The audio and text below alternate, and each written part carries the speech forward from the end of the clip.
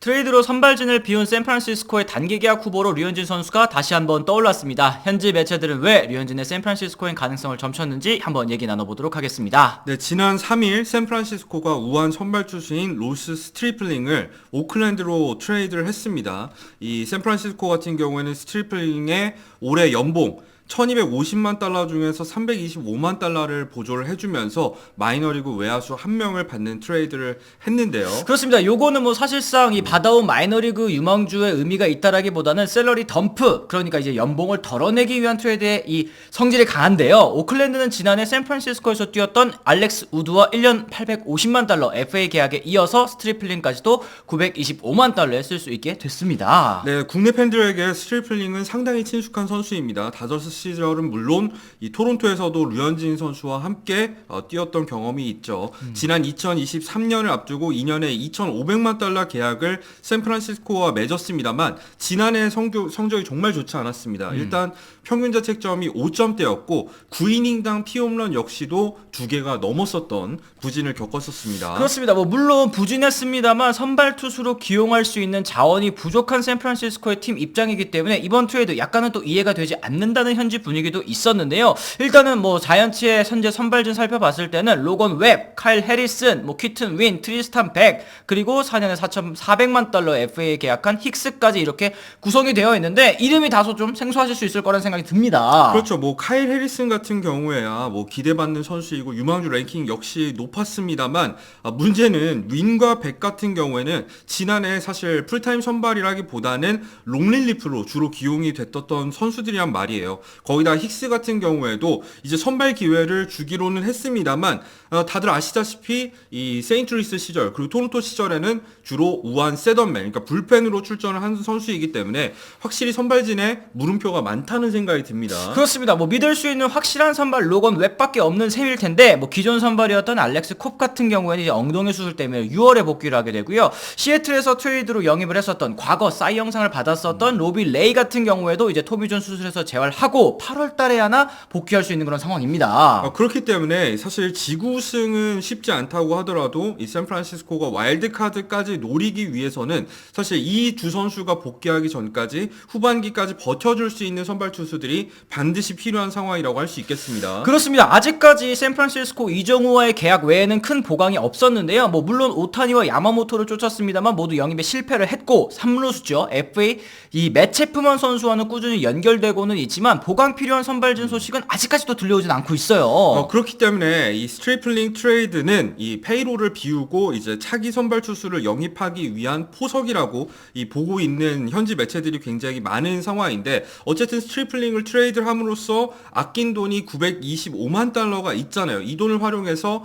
이제 선발 투수를 보강하지 않을까 많은 매체들이 예상하고 있죠. 그렇습니다. 대표적으로 디 애슬레틱의 샌프란시스코 담당 기자죠. 앤드류 베걸리 기자가 이번 트레이드는 스넬 영입의 포석이 될 수도 있다라고 얘기를 했습니다. MLB 트레이드 루머스 역시도 스트리플링 트레이드 이전에도 샌프란시스코는 최소 한 명의 선발 투수가 더 필요하다는 지적을 받았었다. 샌프란시스코는 최대어 FA 선발인 스넬과 몽고메리와 계약할 자금력을 갖춘 팀이다 라고 또 짚어줬거든요. 사실 샌프란시스코 같은 경우에는 올해 예상 페이롤이 이정우 선수를 영입했음에도 불구하고 팬그래프를 기준으로 했을 때 아직 1억 5,500만 달러 밖에 되지 않는 상황입니다. 그렇기 때문에 이렇게 대여를 영입하기 위한 자금은 충분하게 있는 상황인데 문제는 이 프런트의 성향상 이 투수 장기 계약을 굉장히 꺼리는 구단이라는 점을 꼽고 싶습니다. 그렇습니다. MLB 트레이드 루머스도 이런 부분 지적했는데요. 이 영입이 있으려면 투수와의 장기 계약을 극도로 싫어하는 프런트가 방향을 바꿔야 한다라는 얘기를 했습니다. 그동안 뭐 물론 가우스먼이라든지 아니면 로돈이라든지 콥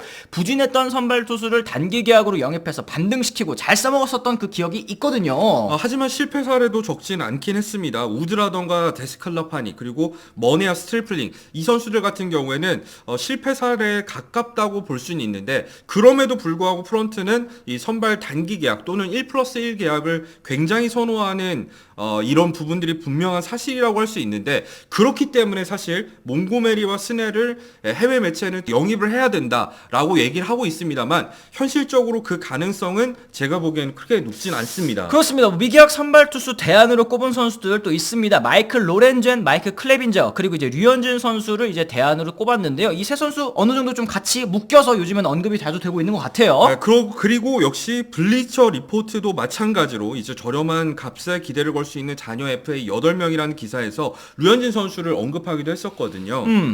토미존 수술로 지난 2시즌 대부분을 결장한 뒤에 마침내 류현진 선수는 돌아왔다. 지난해 토론토에서 꽤 좋은 모습을 보였고 성적에는 여러 가지 믿을 만한 요소들이 있었다 이런 얘기를 했어요. 그렇습니다. 뭐 특유의 낮은 볼넷 비율은 여전했고 타구 속도와 땅볼 비율에서 리그 평균은 훨씬 웃돌았다라는 얘기를 했습니다. 5이닝만 던지더라도 이러한 기술을 갖춘 선수는 거의 모든 팀의 하위 선발 로테이션을 강화할 수 있는 역할을 한다라는 얘기를 또 짚어줬거든요. 네, 그리고 이런 성적적인 부분 외에도 이 샌프란시스코의 사장인 파르한 자이디와 류현진은 다저스 시절에 인연을 맺은 적이 있다 이런 부분을 얘기를 했었고요. 오라클 파크는 맞춰 잡는 스타일인 류현진에게는 숨 쉴 수 있는 환경을 제공할 것이라고 얘기를 했는데 실제로 류현진 선수가 이 오라클 파크에서 11경기 동안 거둔 성적이 상당히 좋잖아요. 그렇습니다. 6승 3패 평균 자책점 2.58을 기록을 했는데요. 이 통산 던진 이닝도 66.1이닝, 샘플 사이즈가 꽤나 쌓인 만큼 이 오라클 파크에서 류현진 선수가 잘 던졌었던 과거가 있다는 거 부인하기 어려울 것 같습니다.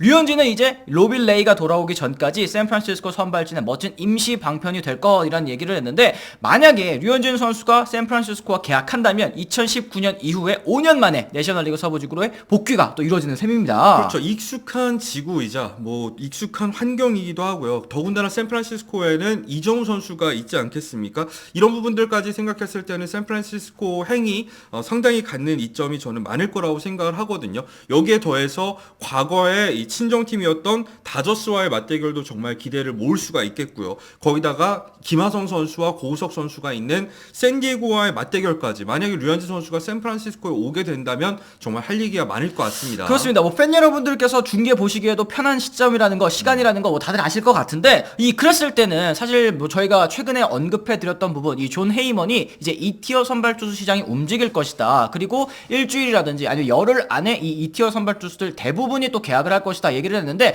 실제로 몇몇 선수들 대표적으로 뭐 팩스턴이 있겠죠. 이런 선수들이 계약을 했지만 류현진 선수는 아직까지 미계약 상태입니다. 그러다 보니까 경쟁력 없는 거 아니냐. 이거 $1000,000 이상 받을 수 있느냐. 이런 의견들 커뮤니티에 많거든요. 하지만 사실 류현진 선수 같은 경우에는 실제로 몇몇 구단들의 오퍼를 받은 상황에서 지금 계약 조건을 놓고 고민 중인 것으로 알려져 있고요. 류현진 선수에 대해서 관심이 많을 수밖에 없는 이유가 실제로 통계 사이트인 팬그래프닷컴에서 이 올해 예상 WR을 살펴보면 남아있는 선발 투수들 중에서 3위가 류현진 선수입니다. 그리고 뭐 물론 예상 성적이기는 하겠습니다만 류현진 선수는 스넬의 3.3승 그리고 몽고메리 3.2승에 이어서 1.8승으로 3위거든요. 같이 묶이는 아까 언급드렸던 뭐 클레빈저라든지 로렌젠 이런 선수들은 1.5승, 1.3승에 불과했으니까 확실히 그래도 여전히 류현진 선수의 프로젝션 높게 평가하고 있다는 거 좀 알 수 있습니다. 그 다음으로 말씀드려야 될 거는 스넬이나 몽고메리 이 두 최대어는 몸값이 상당히 비쌀 것으로 예상이 되는 가운데 류현진 선수가 좌완, 그러니까 이 선수들의 대안이 될 수 있다는 점도 주목할 필요가 있을 것 같습니다. 그래요. 이제 이 스프링 트레이닝 투수조 소집 같은 경우에는 이제 2월 중순쯤에 약 2월 15일부터 이루어지는 게 보통 아니겠습니까? 그러면 이제 열흘 앞으로 다가온 셈이 되는 건데 이 기다리시는 분들 입장에서도 조금 걱정이 될 수밖에 없는 그런 시점인 건 분명해요. 네, 초조해지는 게 분명한 상황이고 저희도 사실 이 정도까지 계약이 늦게 이루어질 줄은 몰랐거든요. 하지만 어쨌든 이제 류현진 선수의 계약이 분명히 얼마 남지 않은 건 사실입니다. 이 설날 전까지 좋은 소식이 들릴 수 있도록 기대를 해보도록 하겠습니다. 그렇습니다. 여러분들께서는 이 류현진 선수의 샌프란시스코행 가능성 어떻게 생각하시는지 댓글을 통해서 남겨주시면 좋을 것 같고요. 오늘 저희 영상 유익하셨다면 좋아요도 많이 부탁드리도록 하겠습니다. 구독과 알람 설정까지도 부탁드릴게요. 저희는 또 다른 소식과 함께 돌아오겠다는 말씀 전해드리면서 오늘 이만 물러가 보도록 하겠습니다. 지금까지 시청해주신 분들 모두 감사합니다. 고맙습니다. I'm ready to go. I'm ready to go.